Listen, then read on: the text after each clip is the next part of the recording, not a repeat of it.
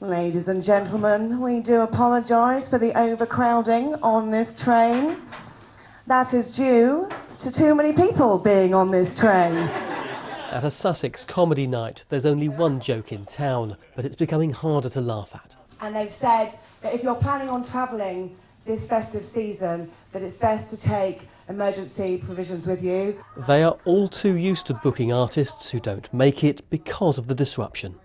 Comedically, it is a gift, but quite honestly, it's not a joke anymore. It isn't a joke. We can laugh so much, but when it comes to affecting people's lives and people's livelihoods, then no, that's not a joke. At the University of Chichester, they've been looking at the impact of the strikes in terms of lost GDP, the value of goods and services produced as a measure of the economy. We went to the Office for National Statistics and used their figure of GDP per employee. That works out around about £61,500 per annum.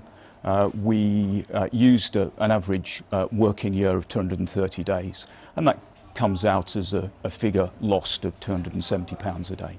At the highest level, the total impact per strike day is probably 9.5 million at a conservative level, and perhaps as high as 11 million if we look at a broader level of impact. In a nearby warehouse, they've been losing as much as 20 working hours a week. Ciret is among the largest manufacturers and distributors of painting tools in the UK. Effectively, it's about the ability of people to move product from the warehouse onto vehicles and out to customers. When we've got limited staff here, obviously that productivity is reduced. So we're trying to do the same amount of volume of work with less people, which obviously has an impact. There are some who have benefited.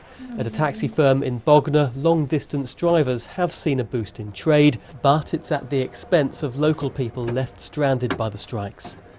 People tend to usually get the train down to Gatwick from here, and where there's no trains on that day, they've booked their holidays months ago, and then they've had to sort of at the last minute phone us to say, look, there's no trains tomorrow, can you take us to Gatwick?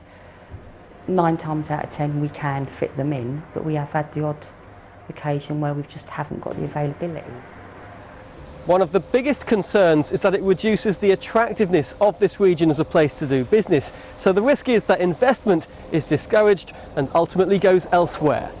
What it's highlighting is that there's very little resilience in the infrastructure.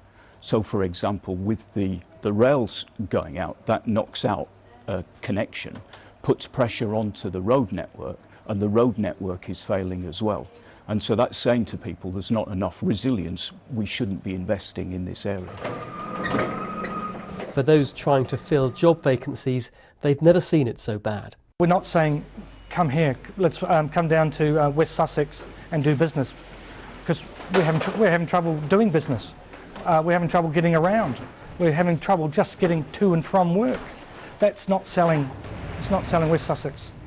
This song is called Southern Rail. They say laughter is the best medicine, but the jokes are getting increasingly bitter. This study into lost productivity suggests it's cost the economy around £300 million. It's likely to be much higher and doesn't account for the loss of sales or the impact on personal finances for people across the region. Southern Rail, I wish you'd run. Southern Rail, home where I'm trying to get to home.